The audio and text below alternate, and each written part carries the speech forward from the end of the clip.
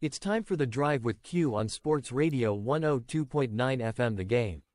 Now, here's Q. Good afternoon, everyone. 3 o'clock straight up on the East Coast is indeed a Wednesday edition of the Drive with Q right here on Sports Radio 102.9 FM The Game, Southwest Florida's newest game in town. Of course, we are coming at you live inside the Coastal Sports Network studios. I'm your host, as always, Rich Quinones. Angel Martinez behind the glass producing the show. Keeping us on the air, we are powered by on TV, and check them out for all your traffic news and weather alerts and reports. We'll take you up to 2 hours to play with. And I was on the road with a big weekend with the fights in Philadelphia and then back down to Maryland and now back in the saddle with you guys, and always enjoy it. And certainly when I'm going today, I feel as though I miss you guys. I certainly always appreciate you guys chiming in when we're not on the air. And that's really a testament to what you guys think of the show. And I don't even know where to go today, to believe it or not, as I kind of wipe the brow, right? 3:40, Lloyd Vance is going to join us. And it's NFL heavy, right? I have to tap into what's going on in college football. We'll touch on the Michigan situation. I will touch on Coach Prime, but as always, get in on the conversation, 727-858-6650. We're powered by good friends over at Play It Again Sports in Deptford, New Jersey. So NFL, we know it cuts deep, cut down day, getting the rosters, trimming the rosters. And I always find this interesting when it comes to the NFL. When players get cut, fans of other teams will turn around and be like, you got to grab this guy. You got to pick him up. I can't believe that. Isn't there a reason some of these guys are getting cut? Is it possible that maybe they just can't play anymore? I mean, it is the NFL. They do recycle the players. And look, I know there have been some notable cuts here and there, and it happens, and guys will probably latch on to teams, but that's the NFL, man. I mean, this is exactly, where we're at. And I'm telling you right now, aside from the cuts, right, and some of these injuries, like Mitchell just went on the IR. He's out for the season with the 49ers. Pittsburgh made a quarterback decision we'll get into. He had Zappy, you had White, the backups, DeVito's Tommy Cutlets back with the Giants. But aside from some of the injuries and the cuts, how about this? How about some of these head coaches coming out and for some inexplicable reason, basically, naming quarterbacks already? And we'll get in a situation in Pittsburgh. We'll get in a situation in New England, because I'm telling you right now, I feel bad. And I know Pete Shepard's tuning in, Boston guy, Pats fan. He's probably just maybe throwing his, his cafe, his coffee, or maybe his ice cold beverage across the room right now. His Pats, his Patriots, they're going to stink.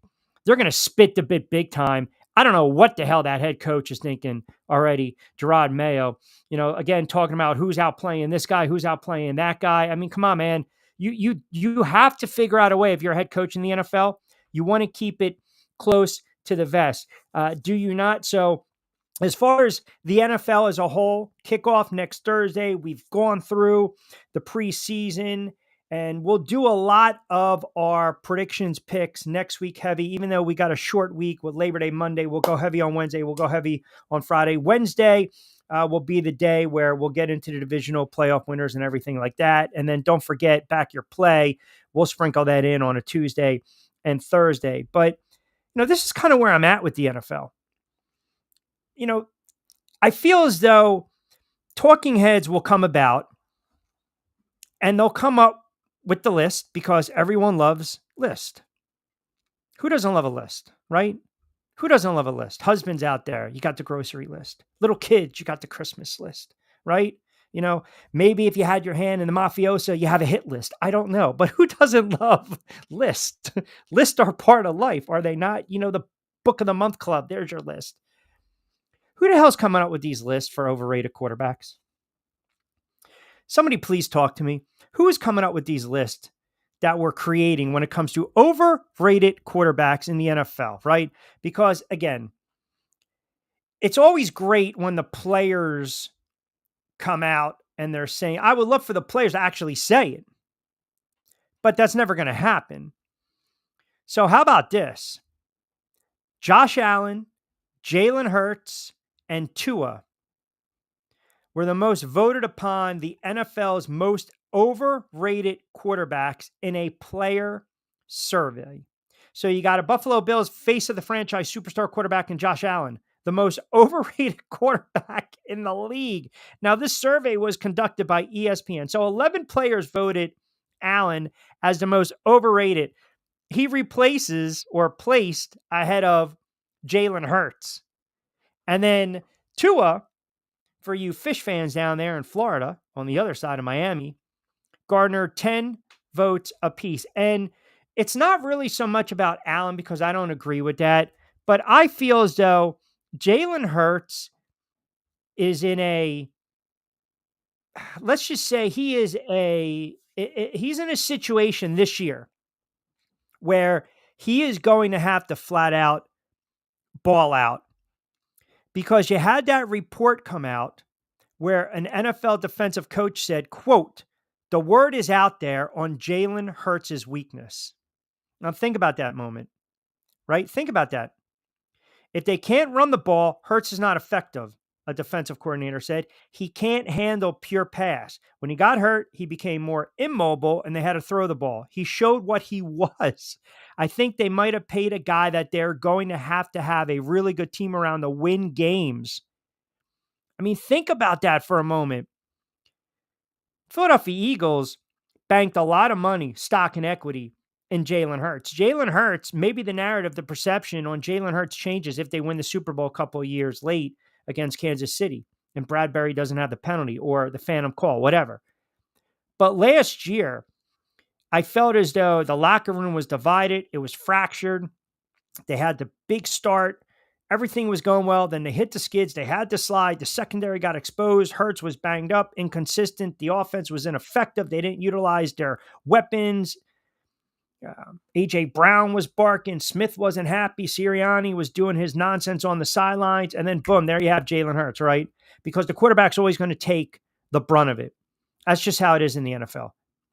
You ask any other position player in the NFL, the team live and dies by the quarterback. And when you're paying a quarterback 150, 200, 250 million dollars, they better friggin' perform. They better be able to break through and bust through and win some games and play good football, consistent football, solid football. And I can't sit here and be objective and honest and tell you that Jalen Hurts is an overrated quarterback. I don't believe that to be the case. I don't. And remember, players are saying this, right? So take it for what it's worth. You might have a couple players that Hurts pretty much torched them and they feel a certain way. I don't know. Josh Allen is turnover prone. We know that. Josh Allen has the most turnovers in the NFL since he entered the league in 2018. 102, which is just ridiculous. But again, you take the bad with the good. And in this case, the good is 221 combined passing, rushing, and receiving touchdowns during that time frame. That's second behind who? Patrick Mahomes. Right? So I think Josh Allen is a very good quarterback. Again, I don't think he's overrated. I don't think Tua is an overrated quarterback. I just think there is this perception, this negative perception against Tua because of his size, his height. You know, he has to have speed and weapons around him. Everything has to be perfect. The pocket cannot collapse. He has to have time to throw the football. He's got to get the ball out of his hands quickly. He's putting up monster yardage for the Miami Dolphins over the last several years. So those three quarterbacks, I wholeheartedly disagree. Maybe we can say overhyped, but I don't think they're overrated. I really don't feel that way. I think, though, what we're doing now is we're looking at, let's say Josh Allen, for instance, right? We're looking at Josh Allen. We're saying, you need to lead Buffalo to a deep playoff run. And if you can't do it, then the knock on you is you're not a winner. I mean, Josh Allen needs to get the Bills to a Super Bowl. Tua is still young in his career where you're starting to see that the Dolphin franchise is reaping the rewards. of the playmaking quarterback. And Jalen Hurts already led the Philadelphia Eagles to a Super Bowl appearance. And I think that is why I think that hurts him. As crazy as this sounds, sometimes you can arrive too early. And I think that's exactly what happened with the Philadelphia Eagles and Jalen Hurts. I mentioned it with the Giants when the Giants turned around and they had the nice little run and they got in the playoffs and they went on the road and they turned around, they beat the Minnesota Vikings. They arrived a tad early, but we knew they weren't really a good team. Eagles pretty much burst on the scene. We knew they had the playmakers. Everyone was talking about, hey, enshrine the head coach already into the Hall of Fame. You got a franchise quarterback. You got to pay the kid. Wait to see what he does. Boom. And what happens? They come up a couple plays short against Kansas City.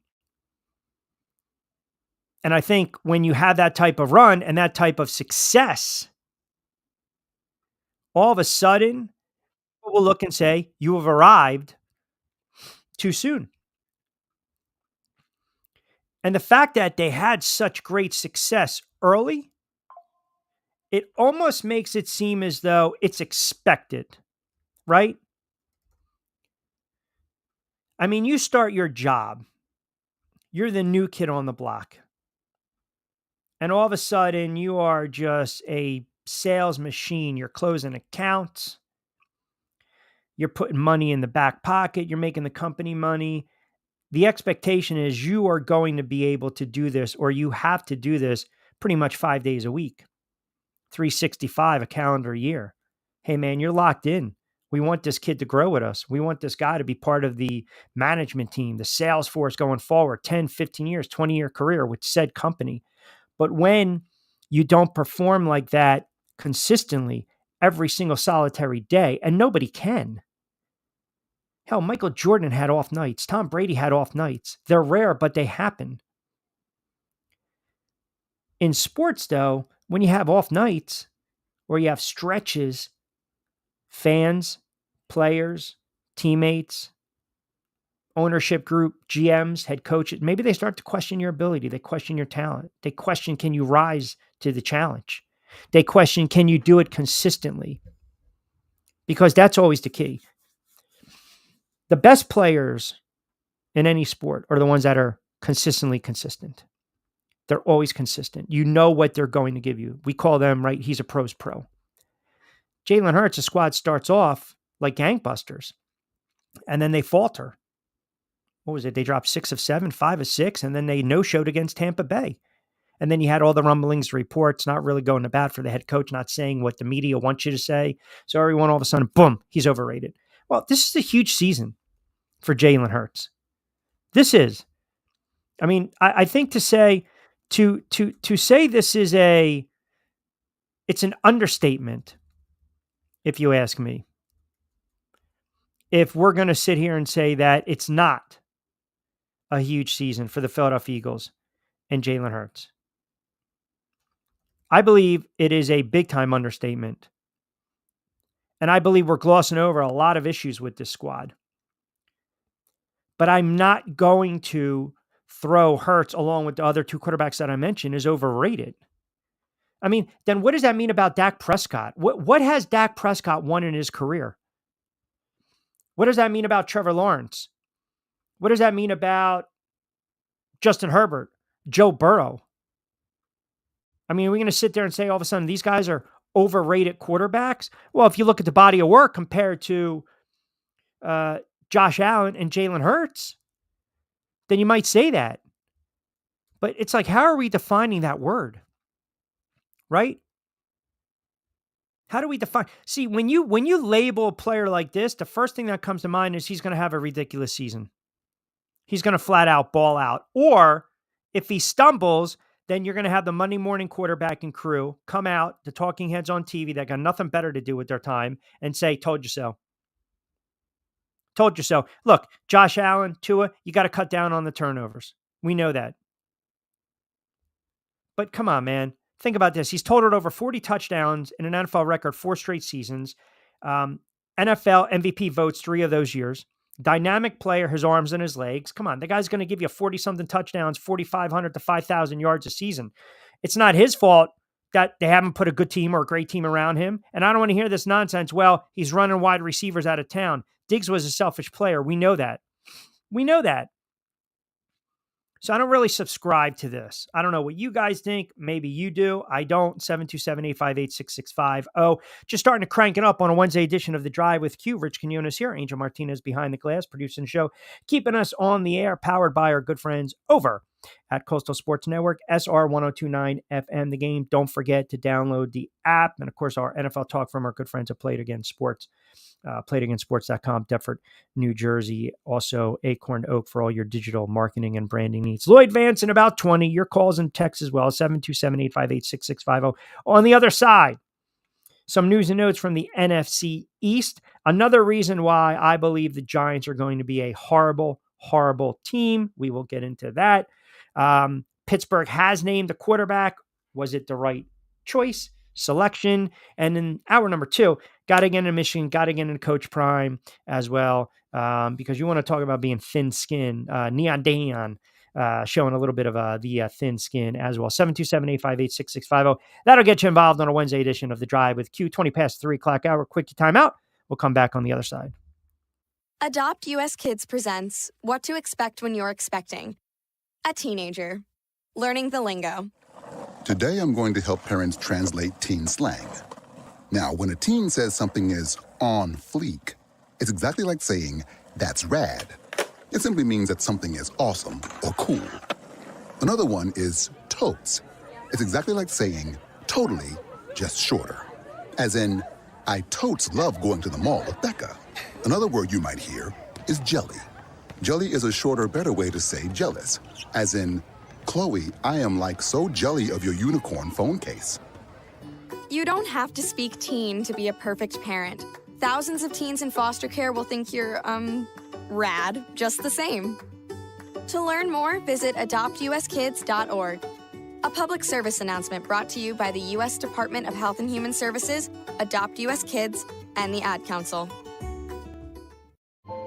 This is the story of a very special woman. In a matter of seconds, she turned herself into a great mathematician or an entrepreneur. Her knowledge was limitless and still is. She could also make monsters disappear, especially those that lurked in the shadows under the bed. Once, this woman put back together a teenage girl's broken heart, which had been shattered in 1,000 pieces, just by giving her a bear hug. She masqueraded as a regular person at work, but as a superhero at home. Everyone knows her as Gabriella. I still call her Mom. Your hero needs you now, and AARP is here to help. Find the care guides you need to help, complete with tips and resources at aarp.org/caregiving. A public service announcement brought to you by AARP and the Ad Council. Call or text the show at 727-858-6650. Now, back to Q. All right, 3:20. Welcome everyone back to a Wednesday edition of The Drive with Q. Rich Quinones here. Angel Martinez behind the glass. Thank you, Southwest Florida, for tuning us in and catching up.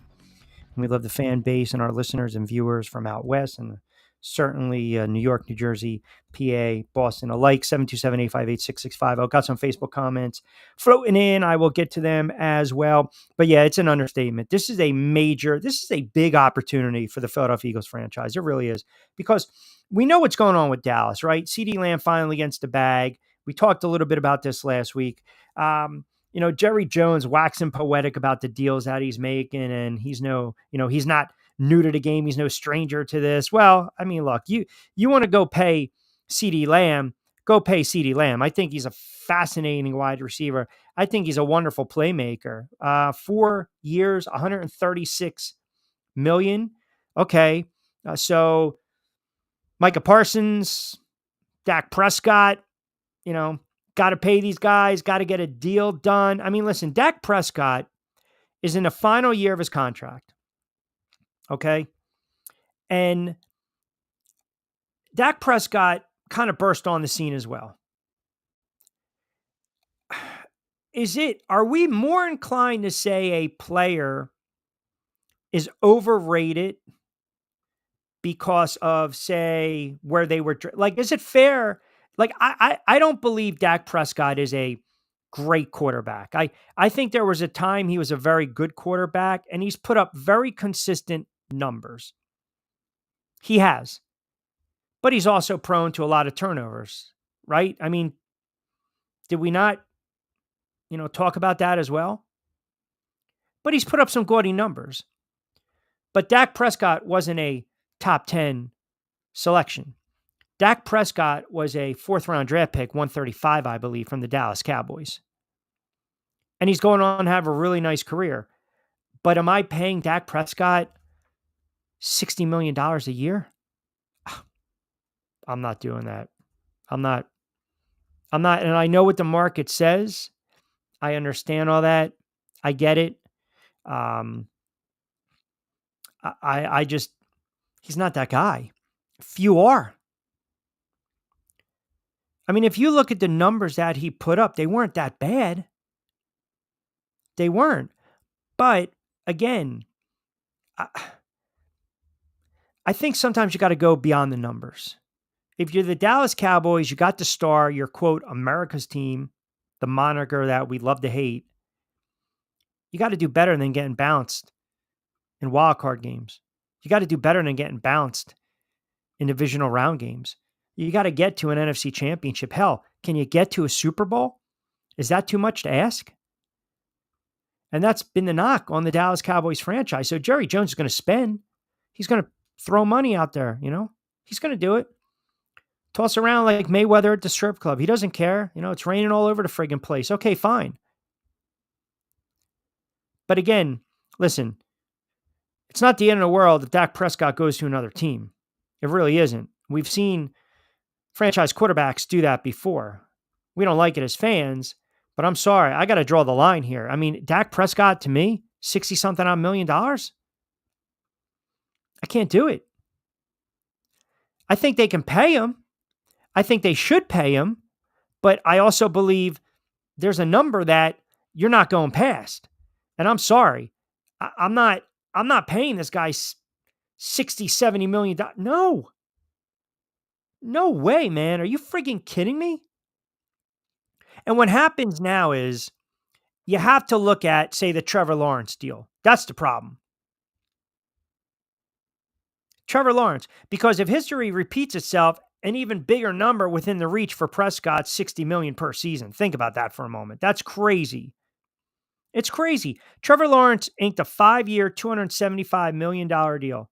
So 55 per season average, right? Tack on deal. Doesn't technically begin to 2026. But we already know that the context is set. So that's the rate for a top shelf quarterback. $55 million. Daniel Jones is friggin' making $40 million. Which right now seems like a big time mistake. I mean, you look at Patrick Mahomes, 10-450. Joe Burrow, 5 for 275. Lawrence, 275. Justin Herbert, 262. Lamar Jackson, 260. Well, what do they all have in common besides Patrick Mahomes? They haven't won anything. All these quarterbacks on this list, Goff, Watson, Murray, Hurts, Allen, Jackson, Herbert, Lawrence, Burrow. They haven't won squat. Burrow and Jalen Hurts have gotten to a Super Bowl. Lamar Jackson hasn't. This guy's an NFL MVP. We're going to sit there and say Lamar Jackson's an overrated quarterback? It goes back to what I mentioned a while ago. You tag the contract with the player. That's what you do. We tag the contract with the player, and it has to. It has to, at the end of the day, make sense. It's exactly what we do. It has to. We're programmed for that, are we not? This guy's making $160 million. He has to perform like that. This guy's making $275. He has to perform like that. I had a couple guys sit there and say, well, what are you getting on Daniel Jones for? Because Daniel Jones is making $160 million a year, $40 million, and he had, 30-something guarantee? Because he's not a $40 million quarterback. He's not a $160 million quarterback. The Giants played Daniel Jones off of one decent season. One decent season, and then he follows it up by doing what? He got hurt because he's injury prone. It's not hating on the guy. It's not. But these quarterbacks, you guys think these quarterbacks are worth 50, 60, 70. At the end of the day, it's not my money. I don't care what they pay him. Big Mike chimes in. Dak isn't worth 50, 60, 70 million. He's probably going to be worth 50. But I'm not going 60, 70 because you have to look at the market right now. And that's where we're at. And that's why when you come up with these lists, right, these overrated lists, everyone friggin' loves the list. But again, define it. What are we defining overrated as? Because unless you're Patrick Mahomes, then every quarterback in the NFL is overrated because Patrick Mahomes is the guy that wins the most. Patrick Mahomes is the quarterback over the last several years that's going to AFC championships, that's going to Super Bowl, that's winning Super Bowls, that's Super Bowl MVP, that's league MVP.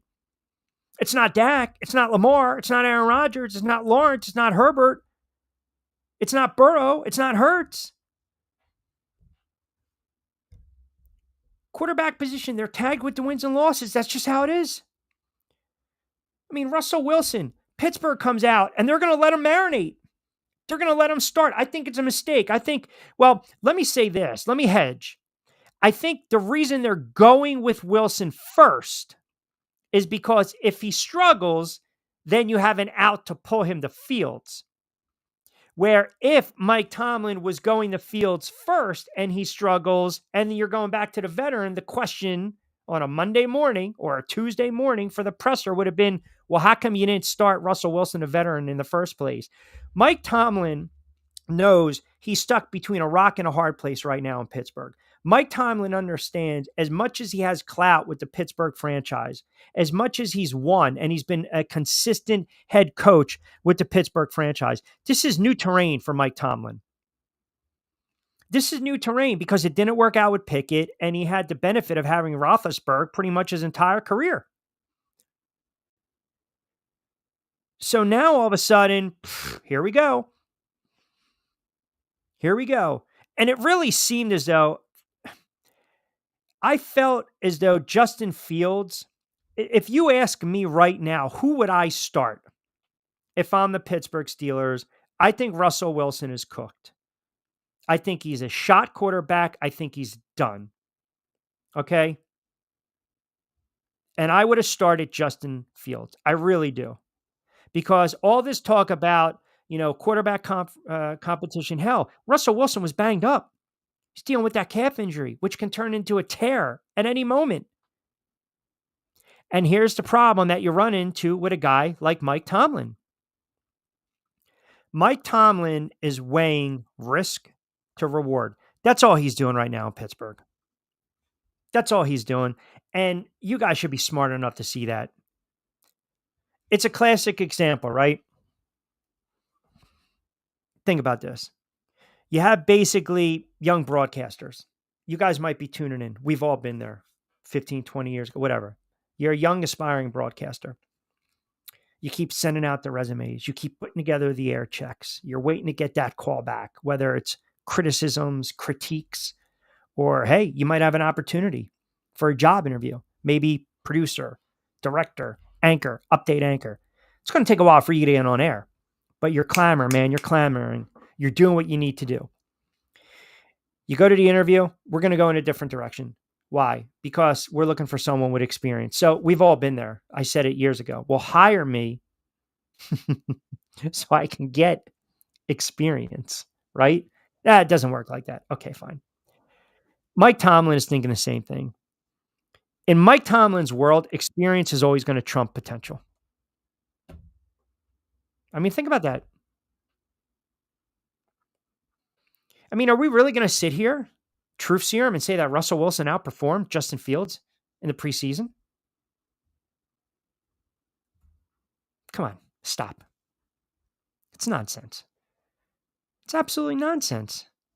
And Mike Tomlin, and I think Mike brought up a good point. We'll punch it up in a second. I think Mike Tomlin also understands, man, this is uncharted territory for me. Never had a losing season, right? Even though he did sign a 3-year contract extension, that doesn't mean diddly. If it goes south for Mike Tomlin, you might see a change in Pittsburgh. So now he's starting Wilson. Wilson's going to struggle. You know that. And I said it on Back Your Play, and I'll say it on the drive. Justin Fields is going to be the quarterback. And if coached up, I think Justin Fields has a good opportunity to excel. I really do. 727-858-6650, 727-858-6650. That'll get you involved. 33 past 3 o'clock hour. Lloyd Vance in about 5. We'll take you up to 5 o'clock as well. But really, a lot of NFL today. These quarterbacks, the list, overrated, not rated, underrated. It's all subjective, man. It really is. The NFC East is going to be a compelling division. And here's another reason why I believe this. So I listened to Joe Shane, Giants GM, and the Giants decided that they're going to bring back Tommy Cutlets, Drew Lock, injured, Daniel Jones, a starter. Well, you've got a situation, and again, I know we're Giant fans. They're probably going to look at me and say, what are you smoking? But just hear me out for a second, please. Please, I implore you to just hear me out for a second. The Cleveland Browns pretty much have their roster set, right? If you think about this with the Cleveland Browns, with their depth chart. So if Thompson Robinson makes a team and you've got Jameis Winston, if I am, if I'm the Giants, honestly, I put in a call for Cleveland. I'll give you a 6th rounder for Jameis Winston as a backup, because at least Jameis Winston's not afraid to throw the football. He's going to turn it over.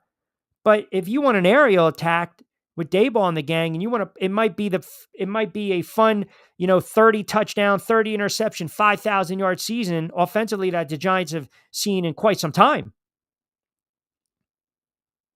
Right? I mean, think about that.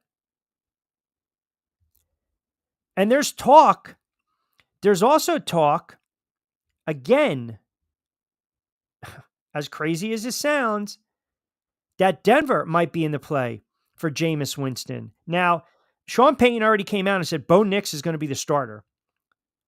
But when Cleveland basically finalized their 53-man roster, they used 5 different starting quarterbacks last year. And it was a hell of a season. They had a fun season, right?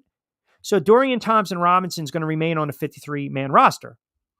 So you got Robinson serving as backup to Deshaun Watson, who, if you listen to me over the year, I think he's done too. So you got a backup in Jameis Winston, Tyler Huntley. Okay. So if Denver's interested in Jameis Winston, the Giants should be interested in Jameis Winston because of Daniel Jones's injury-prone history. But if Denver goes out and grabs him, you got a pretty viable option as a backup to Bo Nix, a young quarterback. And it's compelling. It is. I don't believe Daniel Jones is playing 17 games. I don't. I believe Daniel Jones is going to struggle this year. And this is the point I wanted to make on Joe Shane. I started the show by saying this. When there are reports that the Giants are going to be very active when it comes to the waiver wire, what does that tell you? What does that tell you? I mean, they're trying to pick up guys that couldn't latch on to their teams. Hodges, nice receiver. I was a little surprised that he got cut, but that's a crowded receiver room. Hell, Sterling Shepard couldn't latch on with Tampa Bay. The Giants should have never gave him a roster spot last year. But point being, if I'm a fan and I got to hear my GM say, we're going to scour the wire, you're trying to put together crumbs. Trying to collect crumbs off the floor to bake a cake. That's a hard pass for me, man. That's a hard pass. Let me dive into some of these comments on Facebook before we take a time out. What do we got here? Our good friend Joey D. Summer's Point listening in as well. Oh, and he's down on the beach today. So there you go. You got to download that app, my friend. Q, I know you mentioned this overrated list. I would actually agree with you for one. You look at Josh Allen. He's an extremely athletic quarterback. He puts up big numbers. Yes, he turns the ball over. But again, going to your point with Jalen Hurts, I wouldn't say it's overrated. I wouldn't say it's overhyped.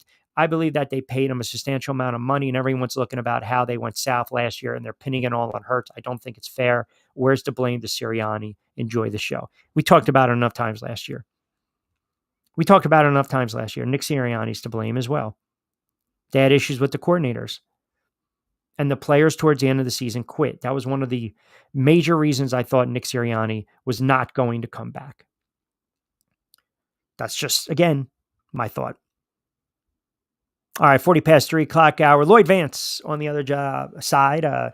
Keep it locked in. We'll get his thoughts on what's going on in the NFL. I want to get into a lot of these Facebook comments as well. You guys can hit me up on X at RichQ on Q. But so good eyeballs keeping us tuned in. We always appreciate that. So we'll get Lloyd's thoughts on, again, some of these cuts in the NFL that aren't really staggering, but you got to trim those rosters down. Wilson named the starter. Is that the right move? Winston, perhaps trade bait to who?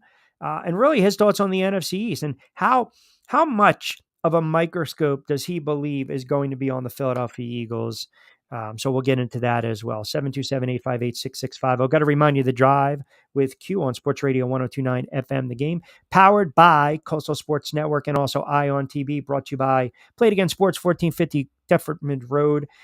Don't forget, back to school, Labor Day, they have all the used sports equipment, new gear. They got all the baseball, the football gear, the cleats, the socks, the helmets, everything, the baseball hats, the bats, everything you name it, you can order online, you can pick up, you can drop off. They'll give you some good value for your sports equipment, used and more. Don't forget, check them out, 1450 Clements Bridge Road. All right, 40 past 3, Lloyd Vance on the other side. Hey, Dad, your prescription will be ready in just a minute. Hey, Dad, your laundry will be ready in just a minute. Dad, your lunch will be ready in just a minute. Hey, honey, why don't you take a minute? When you help care for a loved one, you give them as much time as you can, making sure they're safe and comfortable. But it's just as important that you take some time for yourself.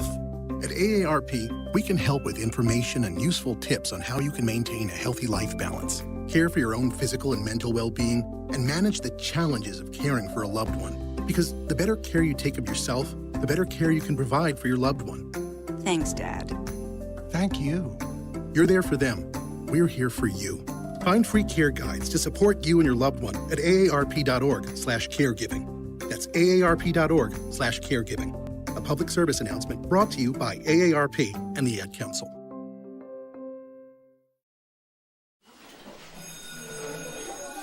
All right, class, let's hear what everyone did this weekend.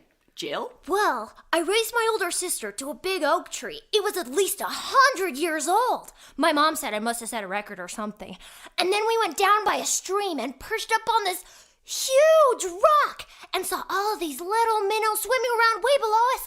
And then I rescued my little brother from an evil slug king who was guarding him at the bush fortress. And my sister and I brought him back to our super twig fort for safety. And then we all laid out and told stories until it got dark. And the Big Dipper led us all the way home. Wow. Awesome. Where were you, Jill? Yeah. We went to the forest. It's not that far away. Anyone want to come this weekend? Ask your parents to take you and your friends to the forest this week and find the fun, adventurous you. It's closer than you think. Check out discovertheforest.org. Brought to you by the U.S. Forest Service and the Ad Council. Don't forget to get social with us. Follow Q at RichQ on Q. And now, back to Q. 85 degrees, and of course I gotta have a hot piping cup of coffee from my good friends at Fresh Roasted. By the way, save 20% off your first order. You promo code BYP. Back your play for the Sports Gambling Pod, which is also on Sports Radio 102.9 FM. Oh, shameless plug. 727-858-665. See what the folks are out there saying. Mike chimes in, killing as always. Q, great show. Appreciate you, my friend. Appreciate you. Appreciate you. Kind words. Thank you. Until I say something that pisses somebody off, then they come in and say, you know, shut up. What the hell are you talking about, clown? Yeah, it works both ways. 727-858-6650.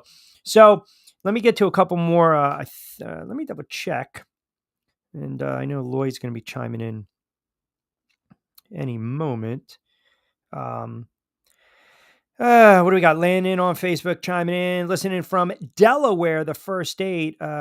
Q, good to hear you back on the airways. Used to listen to you on 1290. The Ticket used to drive by and honk the horn, but in any event, Dallas fan here. And once again, I can hear you're still killing the Dallas Cowboys for 20 years. You haven't given them any credit. Dak Prescott is indeed a $40 to $50 million quarterback.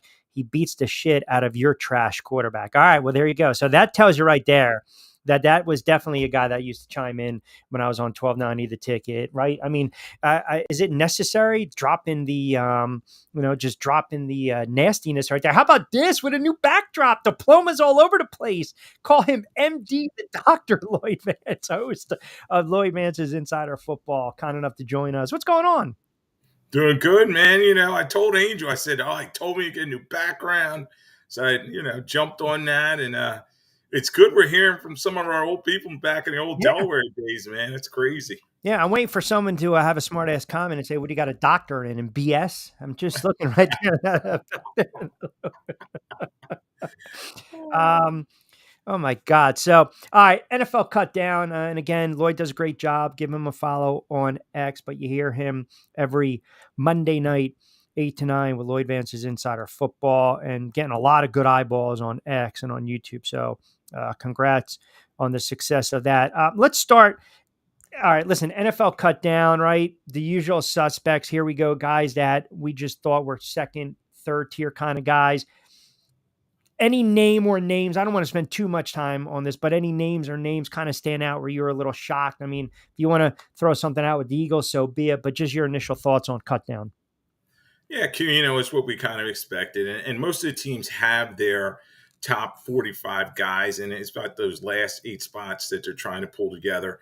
Obviously, you always want to follow whether a guy was drafted high or how much money he's making, because he's probably got a better opportunity to make the team. So that said, there were a couple teams I looked at, the Kansas City Chiefs in particular. When they brought Juju Smith-Schuster in at the receiver position, I knew probably one of the or two of the receivers' days were numbered. Sure enough, you see Kadarius Toney. They finally stepped away from him. Let me stop you for a second. Yeah. And I'm glad you brought that up. What a freaking clown. All I had was Giant fans last year crying to me, can you believe they jettisoned this guy, the best? The guy's going to be out of the league. I mean, think about it. He's a clown. And the funny thing is he had an iconic play in the Super Bowl with that punt return for 65 yards. But that's going to be all forgotten at the end of the day, because that's, by the way, another failed draft pick by the Giants. But go ahead, continue.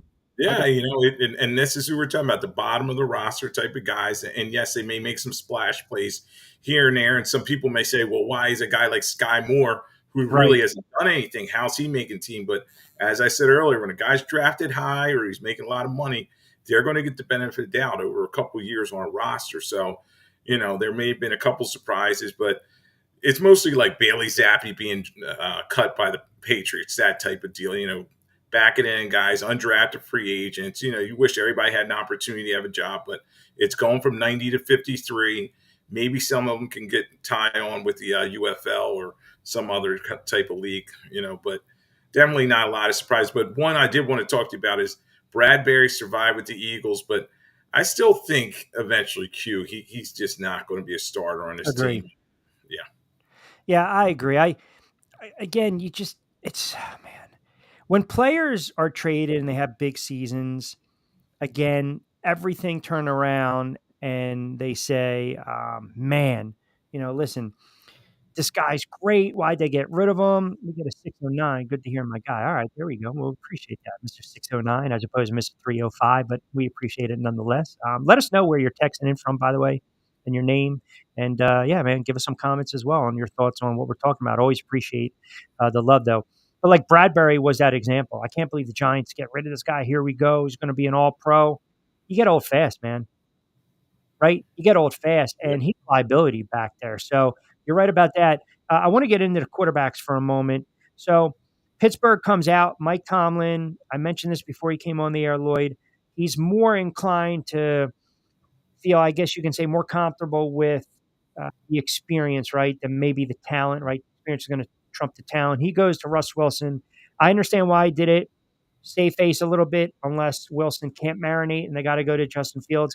But if you're going to try to sell me this bill of goods that Justin Fields was outplayed by Russell Wilson, who was banged up during training camp and preseason, that's a crock. I think Justin Fields, and I mentioned it on BYP with you, I think Justin Fields should be the starting quarterback week 1 of the Pittsburgh Steelers. Well, as we know, it's Mike Tomlin's choice and Khan, the GM there, and they looked at a number of factors, Q. And I think the biggest thing is just his experience level. Justin Fields is kind of a wild card at this point in his career. Yes, he led all quarterbacks in rushing, and he's going to make some big plays, but he's also going to turn the football over. And that's what Russell Wilson's not going to do at this stage in his career, hopefully. I know he's mostly check down Charlie. There you go. If he can protect the football and they can lean on that defense, which we know has some names and one of the best defenses out there, they can win some games ugly. And I'm talking about like 20-17 types of situations. The defense gets some turnovers, maybe some special teams touchdowns. But, it's tough to live on week in, week out, that type of plan. So I do agree with you. Eventually, they'll probably just say, you know what, maybe to save the season, why not give the opportunity to the younger quarterback? But Russell Wilson's got a lot to prove. He's 35 years old. And we know how he looked in Denver. We know how he looked in the Seahawks. And the Broncos paid him $39 million basically to go away. Yeah. So, okay, here we go. Here's where I hear what you're saying. They open up against Atlanta and Denver on the road. Then they have the Chargers. Then they have the Colts, Dallas, the Raiders, the Jets, the Giants, and they have a bye week. So depending upon where you think or you believe they might be, I don't know if I'm looking at their schedule. I'm trying to 1, 2, 3, 4, 5, 6, 7, 8 games. If they're 2-6, 3-5, even if they're 3-5 and the offense is not putting up any points, how in the world can you sit there and allow Russ? Well, we got Christmas bells going on. What the hell's going on? Is this me? Where we get them? Where we get them? Angel, Lloyd, there we go. Oh, there it is. What happened? It's not me. Oh, all right. Oh, that's true. I mean, it could have been a service call for the internet that's really poured down your way today. We plug them on all of a sudden. I'm trying to get a hold of Angel Martinez. This is service 2 in Tampa. So going back to that, I feel though when we're looking at Russell Wilson, we're looking at that offense. It stinks. It's stagnant. And I know that Mike Tomlin had got a contract extension, but hey, man, I'm not going to sit here and tell you that he's not fighting for his job. Right? There's definitely going to be a lot of eyes on Mike Tomlin and this team. I'm not saying there's expectations, but his past history, not having a losing season, and you wonder about this team being stuck in neutral. Because let's face it, Q, this is a passing league. It's an offensive league where offensive minds are valued, and some of these defensive coaches, it's like, yeah, he's built a great defense, but you got to score points, and the NFL's all about scoring points nowadays, and would the Steelers think of going in a new direction? We know that they've only had 3 coaches over the past, I don't know, since 1960 something. But eventually, they have to say, okay, they haven't won a playoff game in God knows how long. And definitely they're going to have to do some internal looking if this season doesn't come together like they think. And when you talk about that offense, the offensive line is probably the biggest problem. They brought in Broderick Jones, a rookie who's really struggled all preseason. And then they only really have Harris and Pickens there. I know Warren's around, but he's a little banged up. All right, what's going on in Cleveland right now? I mean, there's buzz that Denver, maybe the Giants. I believe the Giants should make a call for Winston. I mean, look, talk about a guy that's going to turn the ball over, but I kind of made the joke. It could be a fun season for the Giants, putting up 25 a game, 5,000 yards, 35 touchdowns, 45 picks. Who the hell cares? Because the fact that the GM is scouring the wire tells me all I need to know. Like, I ad nauseum, I don't know for the life of me how an objective Giant fan can look at this roster and objectively say they're going to win 8, 9, 10 games. What are they smoking? What are they popping? They got a gummy? They got a what's going on here? They want to get a little loopy? It makes absolutely no sense. So you've got a quarterback that has a history of injuries. Locke's already banged up. Tommy Cutlets, marinate somewhere else, man. I don't need to see that kid anymore. Nice story last year. You had your 50 minutes. Go away. I don't need 3 quarterbacks. I need viable options at the backup position. And Winston is an upgrade over those 2 combined. So if you're the Giants, hey man, here's a 6th-round draft pick, right? For Winston. Here you go. But what does the fans see that makes them believe that they're going to be a competitive team this year? Why? Because they were in Hard Knocks? I mean, that's just blatantly rooting for the laundry queue, and these loyalists, you got to hand it to them. I couldn't do it. I couldn't go week in and week out and say, oh, they're going to win. There's a difference being loyal, Lloyd. I'm loyal, but I have to be fair and objective. They stink. They still have issues with their offensive line. And what difference does it make of who they draft at the wide receiver position if the quarterback's basically always on his back? Yeah, and that's the guys pounding their chest or at the bar next to you, pounding the bar saying, this is my team and I'm with them no matter what. Well, you know what? Joe Shane and Dave Ball, their jobs are in line this season. You know what I mean? So it's like it's put up or shut up. And this roster, we've looked at it over and over again, looking at the NFC East a lot. There's just not a lot of talent there. Yes, Dexter Lawrence is there, and they also have Burns coming over from the Panthers, the pass rusher. And, you talk about Malik Neighbors, but there's just so many holes on this roster. I kind of agree with you. I think the over-under was around, 7 games? I think, I'd go with 6, 6 wins or so. But now that's you're being absolutely generous. You're being absolutely generous. They have a very tough schedule. The Giants are sitting at 6.5. The other team in New York, the Jets, are sitting at 9.5. I mentioned that this list came out where players are naming quarterbacks that they believe are overrated. Okay, so now you've got Josh Allen. You've got Jalen Hurts. Oh, and I want to clarify, my guy Damon from Atlantic City, part of the AC Gamuts, was the one that was checking into 6 and 9. All right, I believe he's a Cowboys fan too. So, I won't hold that against him, but we appreciate him tuning in. But anyway, you've got Hurts, you've got Josh Allen, and you got Tua. So they deem those as your 3 overrated quarterbacks. And I'm wondering how much stock you put in, right? We talk about a list all the time. We have fun with it. But I believe that they're very good quarterbacks. I also believe that 2 of the 3, Jalen Hurts and Josh Allen, come into this come to Jesus moment with their franchises. Josh Allen, the window's closing in Buffalo, and Jalen Hurts, people are thinking that this kid was basically a one-trick pony, a one-year pony. So 1-year wonder. Where are you with those 2 that I just mentioned? Yeah, definitely a spotlight's on both of them. And it's going to be tough I'll start with Josh Allen in particular, losing Diggs.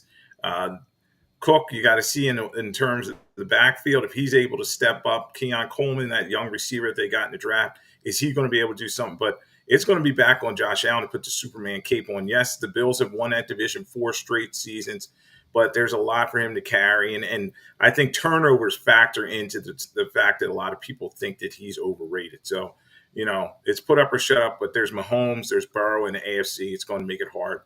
Jalen Hurts, that contract. Well, can I counter real quick on Josh Allen for a second? We got plenty of time. Can I counter on Josh Allen? So you mentioned the turnovers, right? Unless your name is Patrick Mahomes, I mean, quarterbacks turn the football over is kind of my point. And Josh Allen, what he does with his legs and his arms and the numbers, is it just possible that maybe they haven't properly constructed the best team around him? Like if Buffalo wins the AFC East and they get bounced again in the divisional round or a wild card, or maybe they missed the playoffs, you have to start looking at the head coach, do you not? It's just not always on the quarterback, even though we want to attach the 2 together. Yeah, Brandon Beane and Sean McDermott, the roster they put together, you got to wonder, were they kind of hard-headed because they let guys go that they probably should have kept, particularly Edmonds, the linebacker, who went to the Bears, and then they lost both their safeties this year. One of them's down in Miami, and then we always point to Diggs. So definitely the cast around him is not the best. And Q, though, it's okay to throw some interceptions. He led the NFL in interceptions over like the last 4 years. So he's got to tune it up, not force the ball. And I think not having Diggs there is going to help, because I think a lot of times Diggs was in the huddle saying, "Get the ball to me," even though he's in double, triple coverage. So Allen's growing, and I think he's an MVP candidate. So you definitely have to think he's going to be in the mix in that category. So I think he's going to have a good season.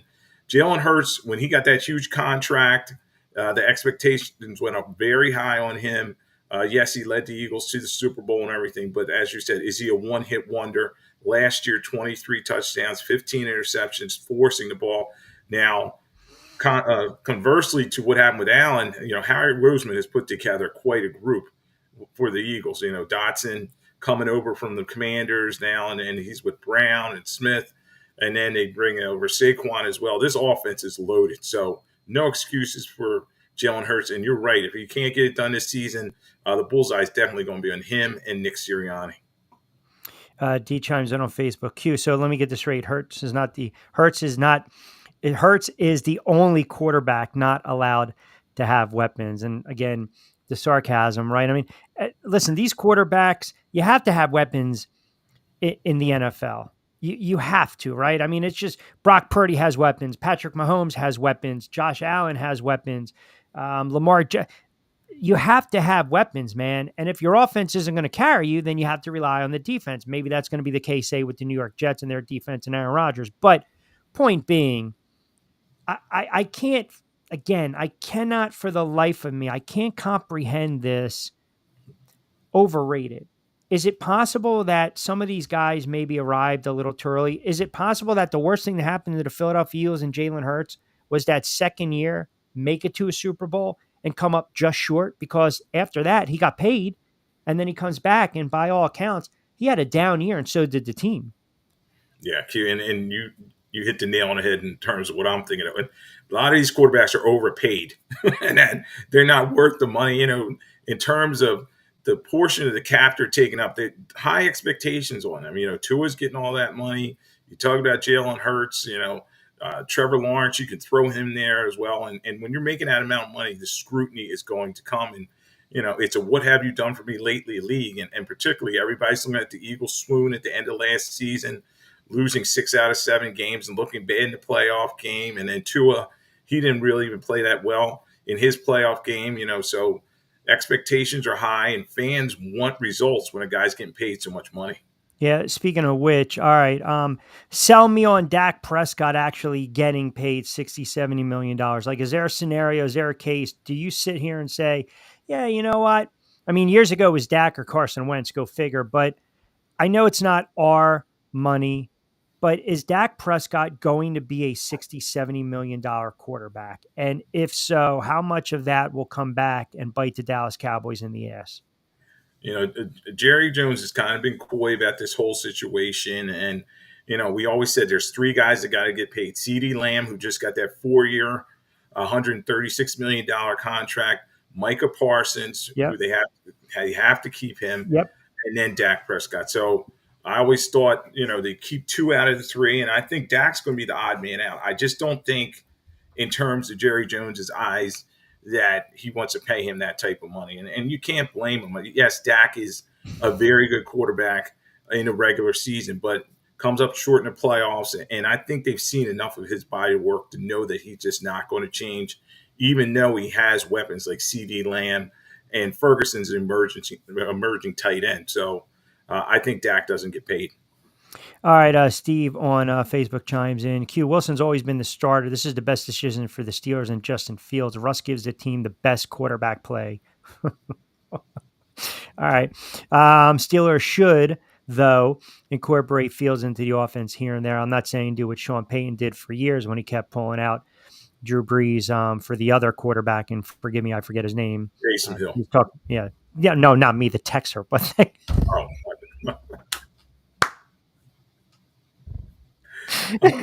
I'm helping him out. There goes my There goes I was locked in on this. I'm sorry, Steve, but yes, to your point, they should incorporate him during the season. Lloyd, now you may interject to the Facebook comment. Go ahead. Yeah, I know. I do agree with him, and it was funny. I was talking on my show with Mike Tanier about this. He thinks they will have a package for Justin Fields. I'm not going to say they're going to use him total slash mode like Taysom Hill or Cordell Stewart was back in the day for the Steelers, but I think he will have some red zone packages that they'll get him out there. But the key is obviously who is going to protect the football, and you know, it's going to be interesting because Russ Wilson, he's got to get it done. He's on a 1-year contract, and they can step away from him very easily, and then you start to wonder, is his career going to be over? So this may be his last chance in the NFL. And then Justin Fields, he's on a 1-year deal as well. So Steelers got a lot of decisions to make. And, I think the decision to draft Kenny Pickett in the first round, that definitely is biting them, And we've seen Pickett, we talk about cuts, the way he played, I thought McKee may get the backup job for the Eagles because Pickett just did not show anybody much in the preseason. All right. I'm and 4:00, by the way, straight up on the East Coast, 16 to book, 60 to play with on a Wednesday edition of The Drive. Rich Quinones here, Angel Martinez behind the glass, producing the show. Coming at you on Sports Radio 102.9 FM, the game, Southwest Florida's newest game in town. Lloyd Vance, the doctorate. It's a master's. Host of Lloyd Vance's Insider Football every Monday, 8 to 9, of course, joins me to co-host Back Your Play during the week, our sports gambling pod. Kind enough to join us. I'm a conspiracy theorist, so I will throw this out and see if you want to pick it up a little bit. And again, if the listening audience also wants to chime in as well, you can, 727-858-6650. So, Cleveland. We already talked about Deshaun Watson, the guaranteed contract, the guaranteed money. So is it possible, now just hear me out, that the reason that they didn't re-sign Joe Flacco is maybe Watson was threatened by a veteran guy? Can't play on the same level, even though Watson is not the same quarterback he once was. Hence, now the rumor is that, okay, we're basically trying to get Jameis Winston out of town. But if you think about it, Jameis Winston has played a lot of football in his career. Now, granted, Jameis Winston is a quarterback that will absolutely, as a fan, drive you batty. But Jameis Winston has also had 4,000-yard seasons. Hell, he had a 5,000-yard season where he threw for 33 touchdowns, even though he had the 30 picks. So be it. But is it possible the rumor, the conspiracy theory, the thought is they're going to try to move Jameis Winston because Deshaun Watson's threatened by Jameis Winston, and Deshaun Watson realizes if he struggles, Jameis Winston is going to overtake him?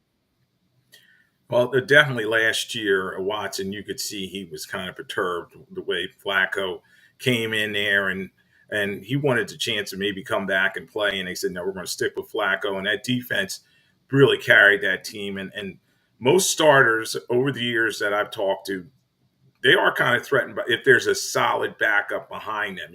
They'd rather have a guy like a Coy Detmer type that's just, carry the clipboard and they don't really need to worry about him as a potential starter. And yes, Jameis is starting in this league. And I've seen enough of him as a starter, especially last couple of years with the Saints, that he shouldn't be threatened by him. But Watson definitely is not the player he used to be, and he probably has some comfort level with a young quarterback like DTR there, a guy who kind of can mentor rather than Winston's coming in there. They may not have established a relationship. And then I always wonder about Watson's relationship within the locker room there because – the Browns, they're a team that's built around their defense. Scott chimes in from Ohio Q. That is the dumbest, as you say, friggin' take I've ever heard come out of your mouth.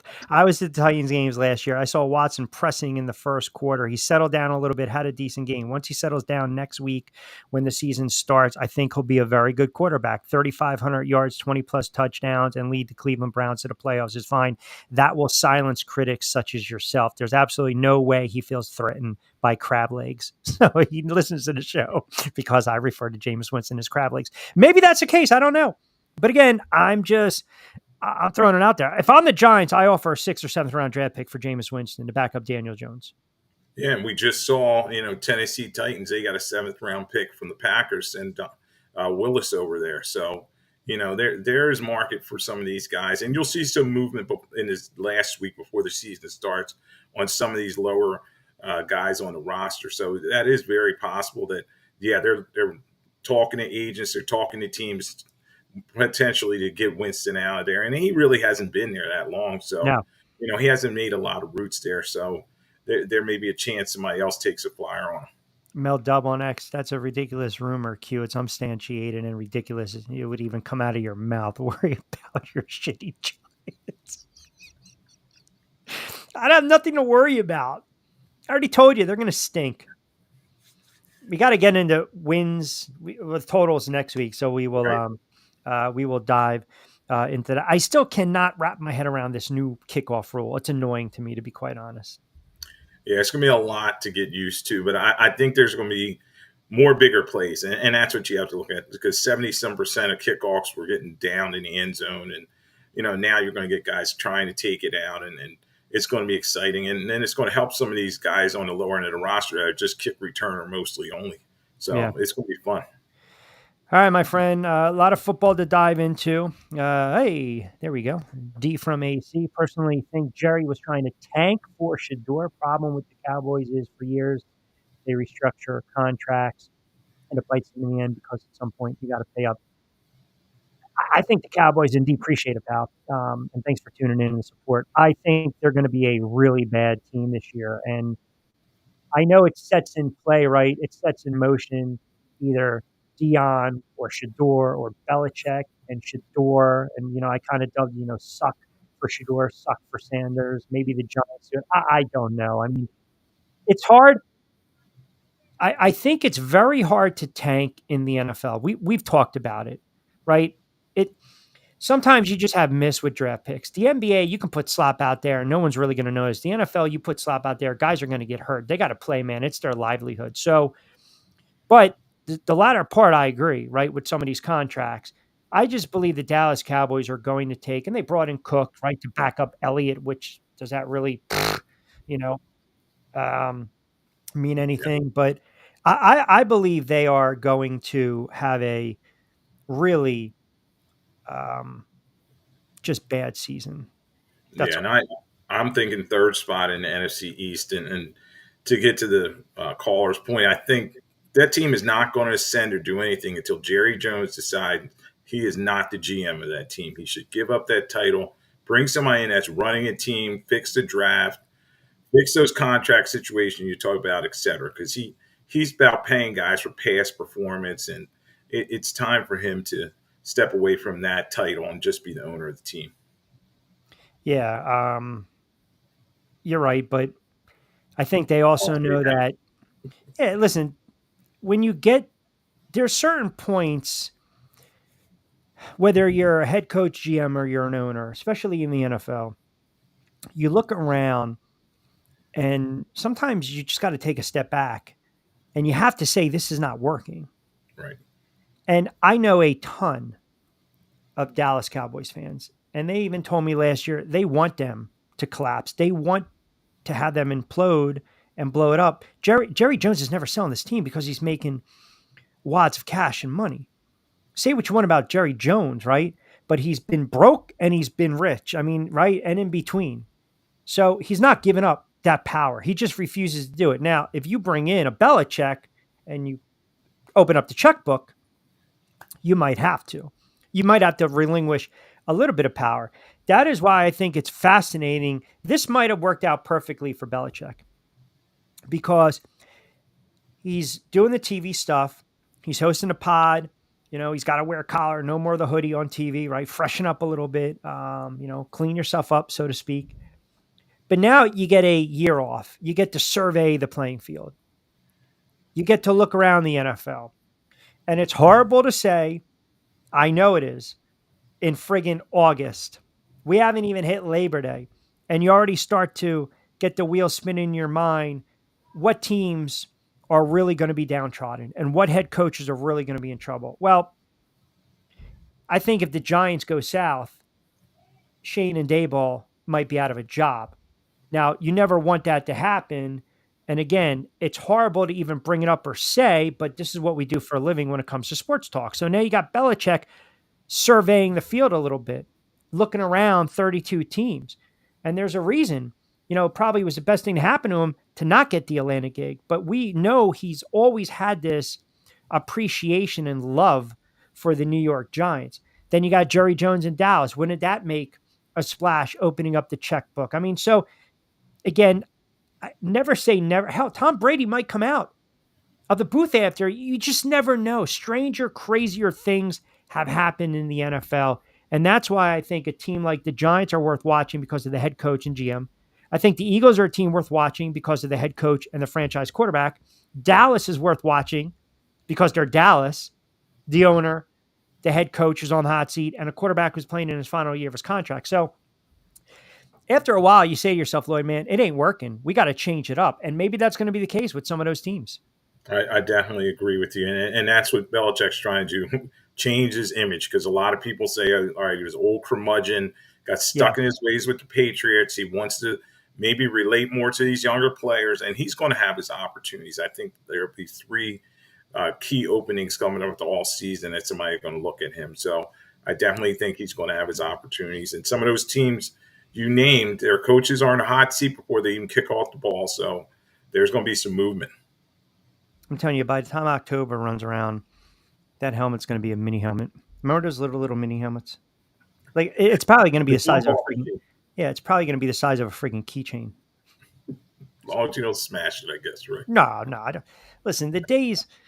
No, that's when you see these goofballs on TV breaking TVs. That's just stupid. Let me go out and spend $3,000 and then break a friggin' TV because my team lost. What are you, a jerk off? Like seriously, grow up. I gave that stuff up. I had that moment in my life where it was live or die with what the Giants do. Now it's just, it's a good beach day. I'm going to the beach. There you go. All right, Lloyd Vance, and my buddies are going to kill me for saying that. Lloyd Vance, host of Lloyd Vance's Insider Football, every Monday, 8 o'clock on Sports Radio 102.9 FM The Game, will be contributing to The Drive with Q, and as always, you catch him with me on BYP. Next week, pal, big show, a lot of NFL stuff to get into and previews and predictions. Appreciate a couple. All right, Q. Thanks for having me on, man. All right, there you have it. Our good friend Lloyd, 15 past the 4 o'clock hour. We'll take a quickie timeout. We will reset the table. We'll come back on the other side. We encourage you guys to get in the conversation, 727-858-6650. I want to get into this Deion Sanders nonsense too, because I see a lot of thought, a lot of talking heads waxing poetic about Deion Sanders and Coach Prime. And we'll get into that. You got Michigan, little college football. I'll give you some plays as well on the baseball diamond. And we'll kind of reset the table. We'll take you up to 5 on a Wednesday edition of The Drive. Keep it locked in right here on Sports Radio 102.9 FM, The Game, Southwest Florida's newest game in town.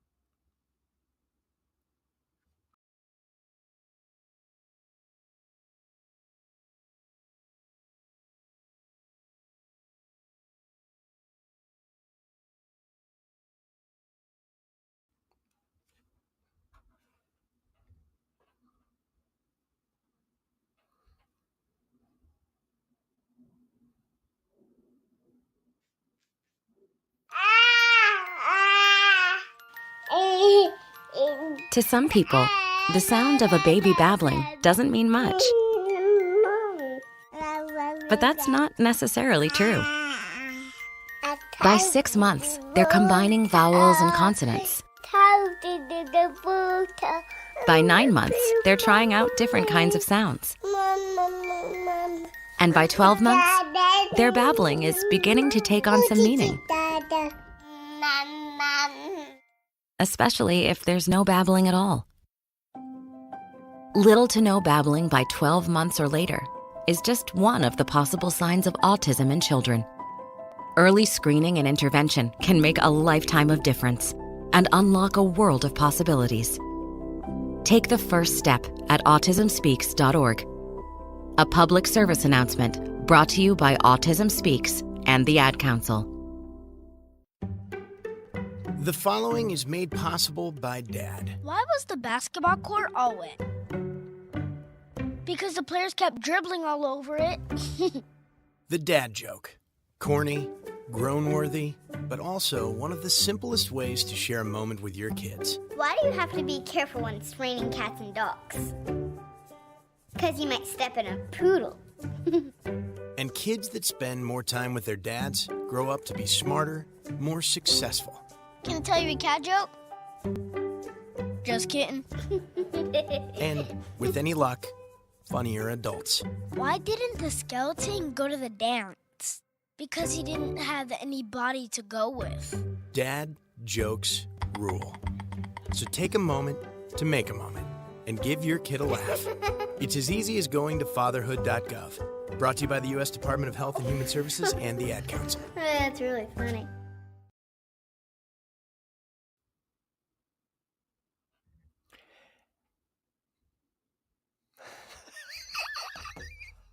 I know you're telling me to go.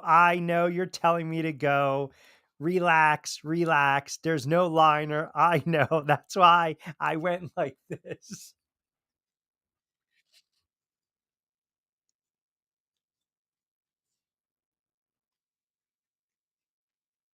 Yeah. What do you got? What do you got? Oh, there. Oh, look at that. We had Angel for a moment. He will be joining us momentarily, 727-858-6650, which gives me time to get into my Deion Sanders conversation. So, and by the way, dollars to donuts, as soon as I start getting into it, Angel's going to pop up and interrupt me because that's what he does. But anyway, so I don't know if you guys saw the story, but Deion Sanders decided I'm not going to take questions from a Denver Post columnist, Sean Killer, anymore. And he basically said, I don't like the nicknames, this, that, the other thing. We're going to ban them. Colorado decides we're going to ban this guy. You're not going to have access, or I'm not going to actually ask. I will not answer any questions anymore, right? I'm just, you're not going to fire off questions. We're not going to ask. And it's a situation where this is where we're at right now. So you've got a very, let's just say, boisterous, braggadocious, all-time great NFL player burst onto the scene after Jackson State, now at Colorado, had the buzz earlier in the season, and everyone was loving it. Coach Prime, here we go, we're buying into it, but now he's got to keep these receipts. If you're not being positive, if you're being negative, that's part of, again, what we do in media. You're allowed to be critical, you're allowed to be fair, you should be objective, you shouldn't be biased, and you're allowed to have an opinion. But I think to go as far as to ban a columnist is weak. I really do. I think it shows immaturity from Deion Sanders. I really do. I think it puts more of a bullseye's back on Colorado. I also think that, again, if you're willing to dish it and take it, then you should be able to have someone dish it to you as well, right? Or dish it and not take it. And that's the problem. So now, again, that the Denver Post is informed that they're no longer allowed to ask questions, or questions are not be allowed to be asked from Sean Keeler. I mean, that's, so I don't know, man. When Deion likes the nicknames, it's okay. So Colorado is citing phrases like false prophet, deposition Deion, Planet Prime, Bruce Lee of BS, the Deion Kool-Aid, and Cirque. Okay, but love him when we're calling him Prime, Coach Prime, Deion Neon, right? I mean, the guy's known him for a long time. That's the problem. Now all of a sudden you're not allowed to ask any questions. You're not allowed to fire back. And the SID and the athletic department are on board with this. It is a weak ass look by Deion Sanders in Colorado. It really is. I mean, come on, man. If you're dishing it out, you got to be able to take it and in a fun way. And I don't think it's chiding. I don't think it's malicious. I don't think it's with intent. I don't think that's the case. Now, this columnist, man, you got your moment. Good for you. But I think it's I think it's lowbrow. I think it's kind of disgraceful. I think it's immature that you're basically, you're giving, by you banning a columnist, you are actually now buying into what the columnist was saying when he's talking about, again, BS in a circus. And now you're making it about, again, the school, the team, and you, and ultimately all about you. And that's the other issue, right? I mean, this is ridiculous. This is ridiculous. I'm reading this. Colorado basically said that the Hall of Famer suffered a serious sustained personal attacks. So this columnist is still permitted to attend football events, but Deion Sanders and all our members of the program will refuse to take his question. Why doesn't go? Seriously. And the funny thing is his contract dictates he's only required to speak to mutually agreed upon media. So Colorado put that into the contract. They signed off on that. Shame on them. Shame on them. So you want to be ready for prime time? Then you got to deal with this nonsense. But he's not ready for prime time because all it is a little chiding, showing a lot of immaturity, a lot of thin skin. That's all that is. I mean, waxing poetic and calling out every friggin' reporter that's writing something negative. And now you want to be prime time. And again, what you're doing, you're trying to be a bully right now. You're trying to take away someone's livelihood. If I'm that columnist, be damned, I'm not covering Colorado. Seriously. Come on. You're going to treat a reporter like that? It's ridiculous. And Colorado knew exactly what they were doing when they were hiring Sanders. Really.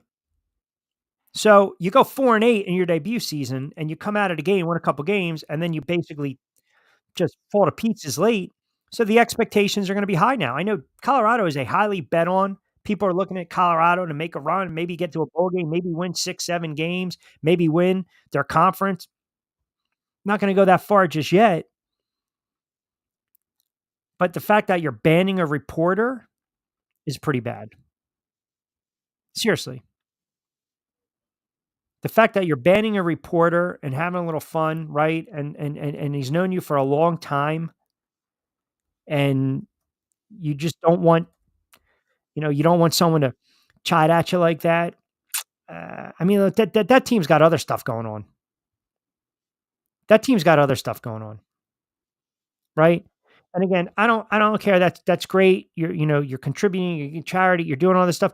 But we're talking about being a head coach, being a leader of men, representing the university and yourself. And now you don't want to engage in a reporter. That's weak. That's weak. And I get it. The masses can't get enough of Colorado. You look at the week 1 odds, Thursday night game in Boulder. Here we go. Public's back in Colorado. Here we go. And away we go. Come on. Here's the thing. If you're going to make that, if you're going to come out and you're going to say what you said, right? So again, you're obviously interested in what the reporter has to say about you. You can sit there and say you're not interested in what anyone says about you, but in the same breath, you are. So you're talking out of both sides of your mouth, Deion. And I like Deion Sanders. I think Deion Sanders is great for college football. I think it was great for Jackson State. I think he's going to be great for Colorado. And I'd love to see them have a good season. I mentioned this last year. He's scaring the shit out of college football at the time. He really is. But you also have to understand, if you want to be in the limelight, if you want to be prime time, spotlight's going to be on you, and you have to basically pick and choose your battles. When you go against the media like that, the media is always going to have the last word. The writers are always going to have the last word, Deion. That's all I'm saying. That's it. And again, if you know the guy and you know the relationship, and all of a sudden you're souring on it. Not every reporter is going to cutdown. It's just not happening. Not every reporter is going to kiss your ass. Not every reporter is going to talk glowingly about Colorado if they lose by 40 points. They shouldn't. I mean, now you're in the spotlight, man. You're in the spotlight, and you're going to get the primetime games. You're going to get that spotlight. This is what you asked for. This is what you want. Now you got to sell out. You got to show up. You got to play. You got to win games. Because if you don't, you know what's going to happen? This same guy that you basically banned and other reporters for the Denver Post and national guys, they're going to say, is Deion over his head? What's wrong with Colorado? Are they all glitz and glamour? Are they all sizzle and no sauce? They're going to get on you. Winning cures all that. And last year, when they opened up the season with a bang. And they were surprising people, man. I mean, they took college football by storm early on. They did. They took college football by storm. When they beat TCU, then they beat Nebraska, and then they had that crazy win where I friggin' fell asleep and they beat Colorado State in, 2 overtimes? This was a 3-0 squad. They lost to Oregon. They got hammered. They had a game against USC where they could have won. They didn't. They bounced back against Arizona State. And then after that, at 4-3, everything just, or 4-2, they had to should have beat Stanford, got outclassed by UCLA. Oregon State pulled away. Arizona outscored them, no defense. And they had injuries. I get it. Washington State put up 56, and then Utah beat them, and they lost, 5 in a row? 6 in a row to close the season. They were 4-2. They finished 4-8. So all eyes are going to be on Coach Prime in Colorado, and it'll start North Dakota State. Here we go. Thursday, pencil it in. All eyes are going to be on Colorado. And of course, 8 o'clock. Where do you think that game is going to be aired? There you go. ESPN. Mission accomplished. 727-858-6650. 727-858-6650. 30 past the 4 o'clock hour. We'll take you up to 5 o'clock straight up. Get to some more of your tweets. You guys can chime in with your comments as well as on Facebook. Oh, look who's back. Tell a friend. Look who's back. Do I need to refresh, or you want to pop up? You want to chime in, or you just want to be the man behind the glass? Oh, hey. Yeah, unfortunately, the main tower went down, and what was happening was when you and Lloyd were on my end, you guys were streaming and talking just fine. On my end, I was getting staggered. So when I was trying to tell you to come back on, it's because I had to switch over to the backup system in order for the radio and everything else to kind of keep going. So yeah, it's been, and it started unfortunately after Pete's show. Apparently did it during my show, and it just kept going here to now. So I'm on the backup system, and then it should make it cruise it through until the very end of the show here. But it's driving me nuts. Yeah, I mean, you've been floating in and you've been floating out. That's we have to we'll have to talk about the powers that be regarding that. 727-858-6650. Did you read that overrated list in the NFL with the quarterbacks, or you were that was beyond stupid? Beyond stupid. You 103 players, number one, even participated in something dumb as that. And then you got Josh Allen as number one, Jalen Hurts tied for second, Kyler Murray's in there. I mean, I don't freaking, that's just dumb. Like who's trying to stir a pot before, the NFL season even kicks off? Well, I mean, you want something to talk about. I mean, all right, you're an Eagles fan. Is Jalen Hurts an overrated quarterback? I plead the fifth. No, you have to answer that. Come on. Is he over? There's times, yes, where he is overrated. Okay. So how do you define overrated? Your performance should show what you're all about on the field. Off the field could be a whole different story, but on the field, I want to see the product out there. So to me, if it's a constant talk about Jalen Hurts and putting him up on the super pedestal I don't think Josh Allen is on and I could be wrong. I don't know. I'm not a Bills fan, so I don't know what happens out there in Buffalo, but to constantly put Jalen up there on this ultra illustrious pedal and look at him like he's a freaking messiah or something else, and to see what happened come last season, and yes, I will still refer to last season until I see the first game of a regular season, then to me, yeah, it's overrated because enough with the talk, enough with, it's more than the obvious that him and Nick Sirianni are not getting along, period. But what are you basing that on? You can see the mannerisms. You can see the body expressions between the both of them. There's no chemistry there. They're just doing like, he's my friend. I'm here to do my job. I'm getting paid. As soon as the cameras are off, fuck them. Yeah, I wouldn't go that far. I think maybe there's a disconnect. But I mean, look, I mentioned this. You don't have to.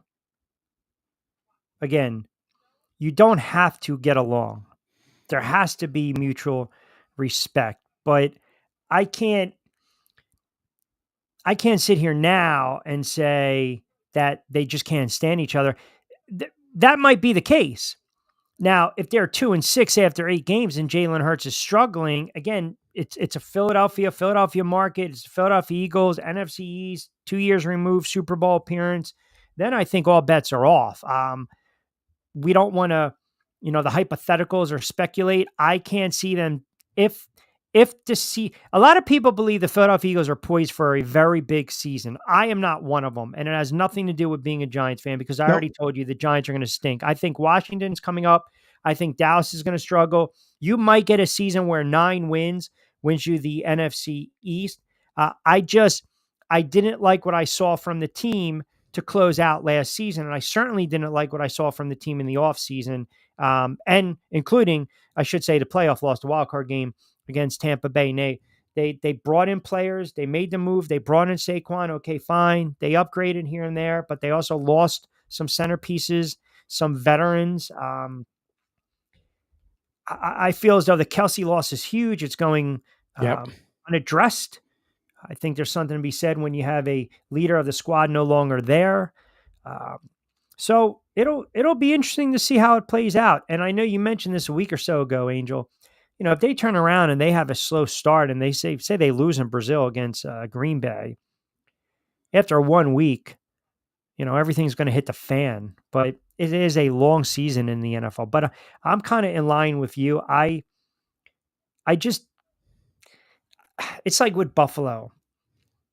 I feel like there's an issue with Buffalo as well that I can't pinpoint, that I can't put my finger on. I think there's an issue in New York. I think Brian Daboll, it was pretty evident and clear, and I understand Hard Knocks, HBO, they want you to see what they want you to see, but it was pretty apparent he doesn't want to ride with Daniel Jones, right? They wanted May, they wanted Daniels, they wanted to trade down. He's not a believer in Daniel Jones. He was a couple of years ago, and then he got hurt. But I see that if I were to say the Giants, Eagles, Dallas, which team implodes first, I think it's going to be the Giants. Dallas is probably going to do it late. Maybe in the middle of the season, it could be the Philadelphia Eagles. But I think early on, if the Giants are 1-5, 1-6, and Daniel Jones is hurt or struggling again, you will see the calls for Brian Daboll to be fired, Joe Shane to be fired, and to just start over from scratch. And again, when you start to go through GMs and head coaches, when you go from Coughlin to McAdoo to Shermer to Judge to Daboll, and here's another thing, Belichick's in the booth. Belichick's on TV. And I don't know if you heard the spot with Lloyd, but it almost seems like if the Giants were to part ways with Brian Daboll, and again, we have to let the season play out. We're just, hypotheticals, even though I don't like to do that. Bill Belichick's name is going to be the first one to pop up. Yeah. The NFC East, all eyes will be on the NFC East this year because even Washington is a team that people think is going to take the next step.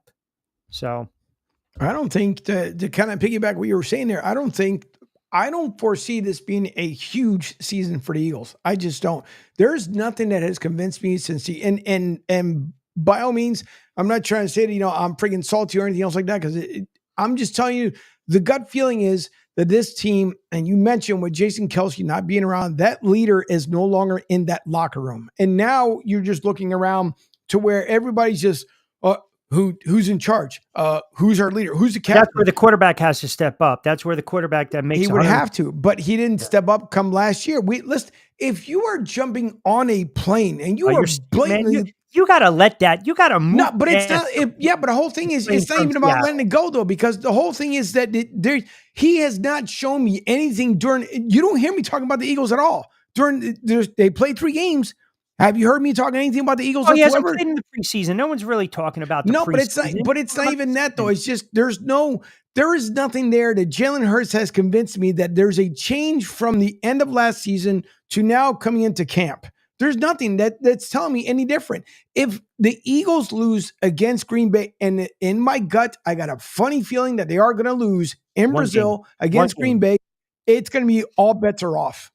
After one game, not after one, not meaning like the season's over. I'm just saying that now the critics and everybody else are going to be like, are we seeing the remembrance of last season? Because to me, it's just if the Eagles, if Jeffrey Lurie thought that Nick Sirianni was the problem, you have basically revamped that office, right? The only person you left is who? Nick Sirianni. So we've heard now Tua, the whole, thing with him and the Dolphins, whatever, with his former colleague, told him her story. But to me, there's nothing that Nick is still worried about the freaking goofy t-shirts that he's getting from, and come on, man, be serious, be a head coach. There is nothing there that he's shown to me that you have grown from the loss of last season to the beginning of training camp. Nothing. So to me, it's more of the same. And then who is really going to step up the season? I'm going to be the worst critic when it comes to the Eagles this season. I'm Eagles fans, just letting you know, I'm going to be on them like white on freaking rice, because to me, there is nothing. They have proven nothing to me that they've learned from the mishaps of last season coming up. And I don't give a shit if it's freaking training or not. I'm just saying when it comes next week, Friday night, Brazil, we'll see. Matter of fact, they can stay there if they end up coming out with the loss. I'll make sure I take the spark plugs out of the plane. Yes, there's no spark plugs in the plane. Relax. Jalen Hurts, when they were 8-1 and they beat Dallas, 1, 2, 3, 4, 5, 6, 7, 8 games. Mariota played in the last game of the season. Jalen Hurts cracked 300 yards 0 times. 1 time, 301 in the game that you could have called a penalty late against Saquon Barkley. The Giants lost that game. And I'm pulling up the turnovers. And he only played a couple snaps to close out the season against the Giants. He didn't play well in Tampa Bay. Whether people think he was hurt or not, whether the offense took a step back. Yeah, I'm not going to sit here and panic after one game. I just can't do that. I think it would be foolish to do that, to be quite honest. No, but it's not even a panic though, Q. It's not a panic. It's the level of frustration because listen, the Giants know right what they need to do. They know for a fact this is not going to be their season. Commanders know it's not going to be their season. But hey, everything can be proven wrong. Let me correct you. The Giants actually are acting as if they can compete this year because of the moves they made in the offseason. Okay, and I think that's the furthest from the truth. All right. So you take a look at the Eagles on paper, right? Right now on paper, they look to be what? Paper Bowl champions, not Super Bowl champions, Paper Bowl champions at this point. But there is nothing that this front office, including from Howie Roseman, you can go on Philly radio and everybody, Eagle season, EAGLS, whatever. To me, there's been nothing changed from the end of the 2023-24 season going into 2024-2025 season. Nothing. Well, two things. I would suggest not doing that because you get dumber listening to Philly sports talk radio. That's number one. Number two is, I know what you're saying. You're saying if they struggle out of the gate, then everyone's going to talk about the hangover, it's spilled in, the dropping 5 of 6 and not showing up right against Tampa Bay. Yeah.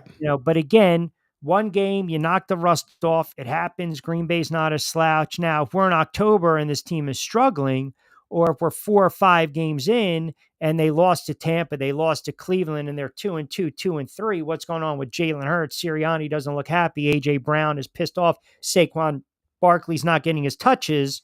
That is a different story. Right. And without overstating this, but you have to make it a point of reference or a talking point, they brought in, if you look at the Eagles coaching staff for 2024, they brought in 2 coordinators that have what? Head coaching experience. Right. And I know people will tell me, you're making a big deal about this. You're always making a big deal about that. I really don't believe that to be the case. I think when you bring in 2 new guys, it's almost as though then what the hell do you need Sirianni for? I mean, you're bringing in Vic Fangio that has connections with the Eagles, and you're also bringing in Kellen Moore. These guys have had head coaching experience. Then you bring in a couple members that are going to return with new titles. That typically happens in the NFL. If it really gets bad,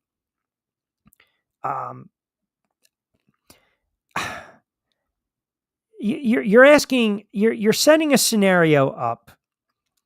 And again, forgive us for if you're listening, tuning in, but sports talk, we do this sometimes. You're setting a scenario up where if they're 2-5, 3-5, 3-6, and they just lost a bad game to say, I don't know, they play here. We're in November and they're 1, 2, 3, 4, 5, 6, 7, 8, 9. They're 10 games in and they just at home, they got embarrassed 31-13 against the up and coming Washington Commanders, right? And now they're 3-7, 4-6.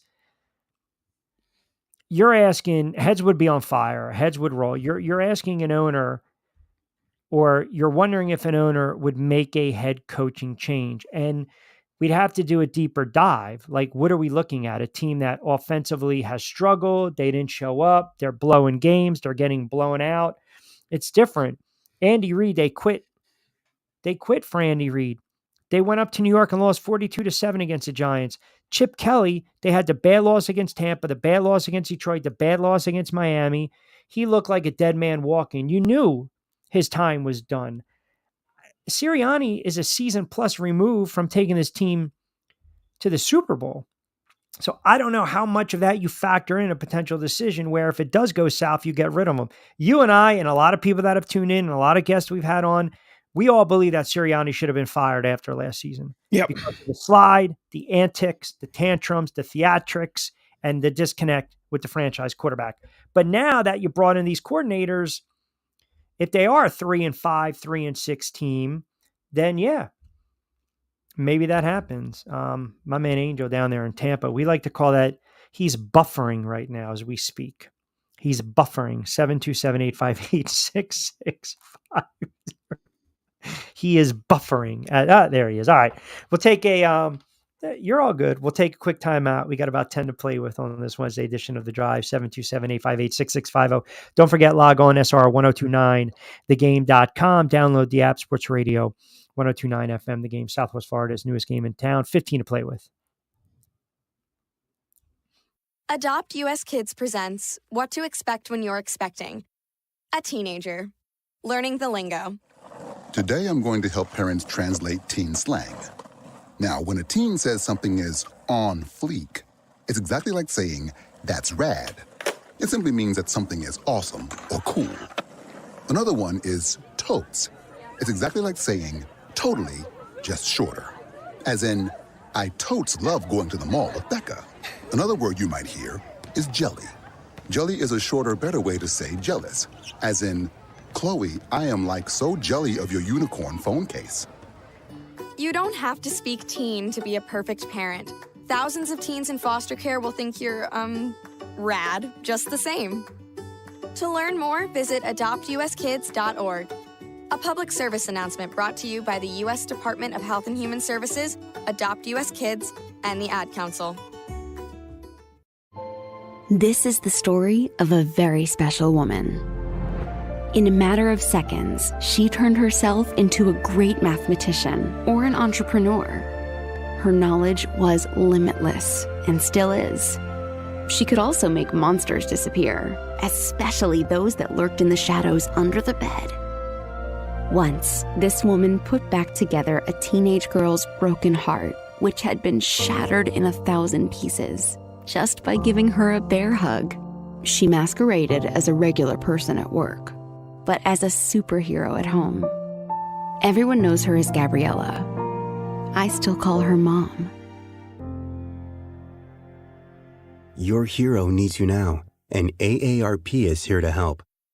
Find the care guides you need to help, complete with tips and resources at aarp.org/caregiving.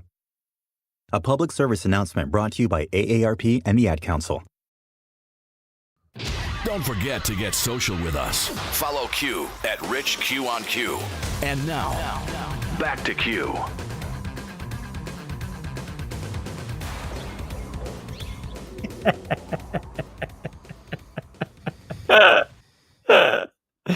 About 30. What's the problem over there, man? I DM'd you, and you're ready to break something. Internet is absolutely shit. First of all, primero, relate, hombre. Tómatelo con calma. Relax. It's not the big deal. You want to break stuff, and you're dropping F-bombs on the air? The drive with Q? Kids are coming back, getting ready to go to school. Well, wait, next week. Okay. Have you heard these kids talk now? Yeah. What do you have, bad weather out there today? It's turning. I mean, there's thunder right now that's rolling through. It sounds like barrels crash on top of the house. And then a couple of days ago, Spectrum had some sort of weird nonsense that's going on. It's you know me more than anybody, in the same way like my producer here. I love things to go perfectly fine. And then it started earlier with it, like right after Pete's show, thank God it went fine. I think maybe the last 2 minutes it started acting up. Yeah. When I went on, it decided it just wanted to. There's nothing worse than you listen to a show and it's frustrating. That's like me when I would call you and I would drive through those air pockets, and I'm always trying to play it off like it was your phone. Yeah, okay. Yeah. I used to tell my friends back home when we used to work together. So I used to, what has he got? Metro PCS was Cricket. So I was on Sprint for years. Then I switched over to Cricket, and people, they used to laugh and were like, why'd you switch over to Cricket? Because I could go out to the county and places where Sprint would fall off. Cricket, I went every stinking where with Cricket, and it was just fine. Right. Then, I had friends who were on Metro PCS, and it used to be the big joke. Like, oh, what do you got, a Metro PCS phone? That's now funny. Down here in Florida, by the way, AT&T, who I'm with, decided up north to take a crap again today. I don't know what the deal is, but it decided to take another crap today. And then now Spectrum, in their infamous ways, decided that today's a good day just to screw around with everybody. So I went to the backup system thinking obviously the mainframe was going down. No, it looks like Spectrum is going, watch me play with this guy. Put in every other word, send. Yeah, that's not good. That's not good. Well, you got to fight through it. But as you always do. Listen, did you see that Gerard Mayo basically picked the starting quarterback, but hasn't told players yet for New England? Did I not tell you it's going to be a cluster with New England? Yep. Not tell you. And the fact that he's coming out and he's basically saying, quarterback A is outperforming quarterback B. I mean, why would you even say that? Why would you even say that? I mean, I again, you got a young kid back there. It didn't work out with Mac Jones. Mm-hmm. You know what? Start Drake May. Seriously, start the kid. See what he has. This whole nonsense of you think you're compelled or you owe it to a veteran guy. I mean, if you got outplayed, then guess what?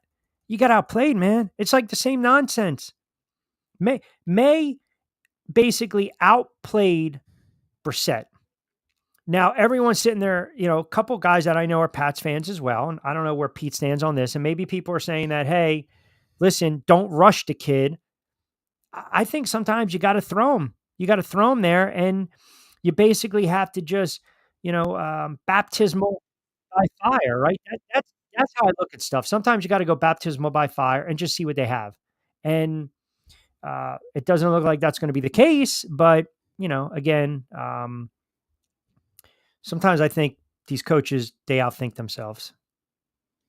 It's something. I know Jerry from Rhode Island, who he's talking about because he's up there in New England. He's up in the area, and he's saying he's getting tired of hearing all the Drake May talk. But at the same time, too, I mean, if Jacoby has improved himself, and again, who did you mention not too long ago that he said they're going to wait and see if he fails? They'll start out with what? Russell Wilson? Oh, Justin Fields. There you go. So it's the same way too. So are you going to wait for Jacoby to crap the bed? Well, here's the problem. The head coach came out and already said that May's outplaying Brissett. That's what I'm saying. So again, you're getting pretty real about your quarterback battle. I appreciate you being transparent. I wouldn't have said it as a first time head coach with New England replacing the hoodie. Yeah. I'm not going to come out and say that. I just think you're setting yourself up for failure. No one said anywhere that you have to come out and say that. And now all of a sudden I have to shovel deeper into my comments, and that's the problem, because then you start backpedaling or you're going to be impressed on the air, right? I'm going to keep pushing you. Why'd you say that? Listen, Brissett has a clear edge in experience. We understand that. We totally understand that. But I think the Patriots fan is clamoring for something new, right? They want to get the bitter taste, the nasty taste out of their mouth over the last couple of seasons. So I think, listen, I think sometimes you have to have faith and in your convictions and belief and stick with it, period.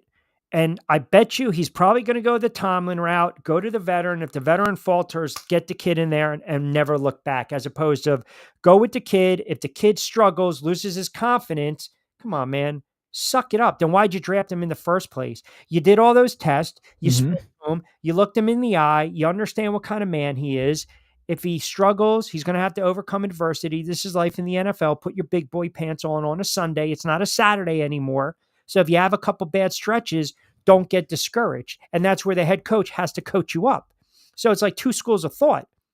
Do I start this kid, hope his confidence doesn't waver if he stinks, or do I wait for the veteran who I know eventually is either going to get hurt or struggled? Right. That's a nice professional journeyman backup. Nothing more, nothing less. I think sometimes you have to throw these guys in there and see if they sink or swim. Now, you had mentioned something earlier on X there, most of us who still call it Twitter, about Jameis Winston. Give him a look. That's more or less for the Giants as a backup. Yeah, why not? I mean, because they pretty much have their quarterbacks in line, so now if it's a backup battle and you can get a 6th-round draft pick, Deshaun Watson's going to be the starter. But if I'm the Giants, yeah, absolutely. Do you think Deshaun makes it for the entire season? Health-wise, I feel as though Deshaun Watson, and this is just, again, purely my opinion, when you have that money that's guaranteed, like all of it, and he played okay in a couple starts last year, but then got hurt. I mean, think about it. 2020, he was a full-time starter with the Texans and all this stuff happened. 2-year layoff, sat out. They didn't want to play him. Got hurt with Cleveland, comes back, got hurt again with Cleveland. I don't know, man. I mean, the guy's only 27, 28. I like to think he plays a full season. He could be an effective quarterback. I just don't know, man. I like being motivated. What's the incentive? That's why I mentioned last week, if you're a Deshaun Watson, if you're a Russell Wilson, have some pride. Like, I understand Russell Wilson's career, MVP caliber, Super Bowl champ, going in the Hall of Fame. Deshaun Watson, it's a lot of money in your pocket, man. So it's like, what's my incentive here? I got $230 million, $45 million signing bonus. Mm-hmm. Do I give a shit if I go 9 of 23 for $165 and a couple interceptions? I don't know. Jameis Winston is chomping at the bit. He's kind of got that Geno Smith story in him, right? He went the reclamation project, even though he put up some numbers in Tampa and he started more than Geno Smith. But these guys know, man, if they get an opportunity, they want to seize the opportunity. So if I'm Russell Wilson, I want to play lights out so I don't give Justin Fields an opportunity to ever see the field. if I'm Deshaun Watson, if I have any heart, any guts, any gumption at all, and pride, I don't want Jameis Winston to see the field.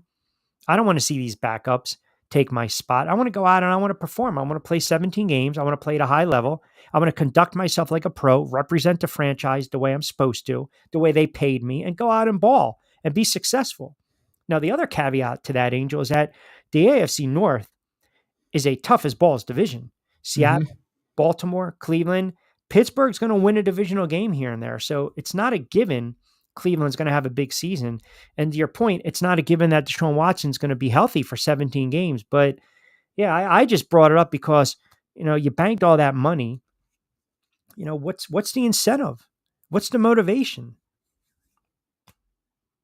Going to go out there every Sunday, right? And I already banked 50 something $million. I can trip and fall down the steps and I'm still going to get paid $230 million. Yep. It's nuts. It's really freaking nuts when you think about it. And then I think my other thing is, I know we're going to be closing out here soon, is that how long before either the agents start telling these holdouts, listen, there's only so much I can represent on your behalf. At this point, if you decide that you want to just keep getting fined and not, reporting to camp, that's going to be on you. Or are we going to still start seeing more and more and more of this where I understand about the whole thing about getting paid, but now when you're looking at it, and I'll use Hassan Reddick for the example here from the Jets. If you're going to lose $10 million plus, even before you get awarded your new contract, does it really make sense?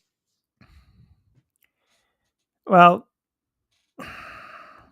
if you go back a couple of years ago, I think like 2021, the new collective bargaining agreement, holding out was virtually impossible because players were fined $50K each day. Those fines can't be waived off, right? Right. So the player now loses an accrued season towards free agency by failing to show up for camp or by leaving camp for more than 5 days. So to your point, the agent signs a contract, they get their commission, right? Boom, boom, boom. They're taken care of. I think it would behoove the player, depending upon the situation, to show up.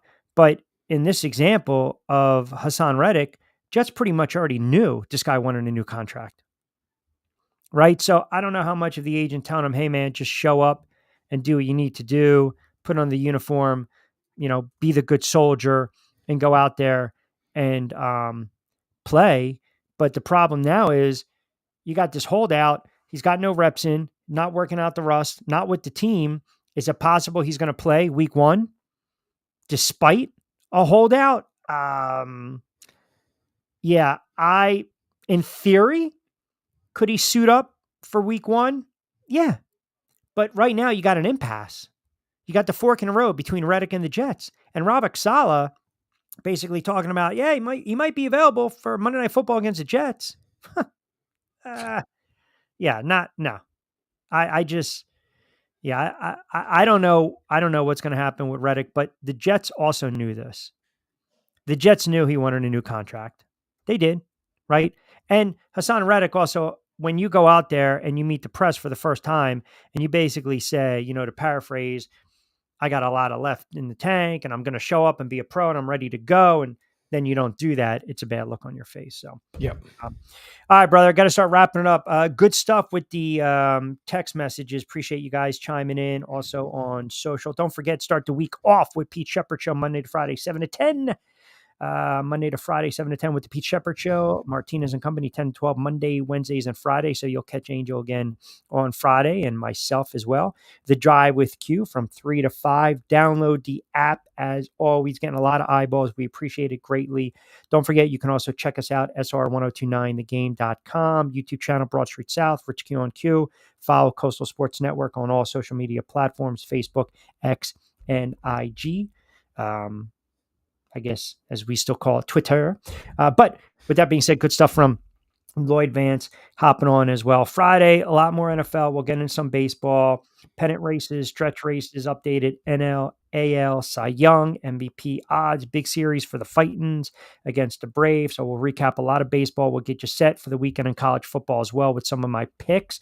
We got some good guests lined up for the football season, which kicks off next Thursday night. We are absolutely thrilled to be here on the air on Coastal Sports Network and Sports Radio 102.9 FM, The Game, Southwest Florida. You guys are starting to wake up and seeing the kind of content we are providing. So good stuff from Lloyd Vance. Angel Martinez behind the glass producer show, keeping us on the air. We will talk to you on Friday. Have a wonderful Sports Wednesday. As always, be safe, be sound. I'm Rich Quinones. Hasta luego, buen día.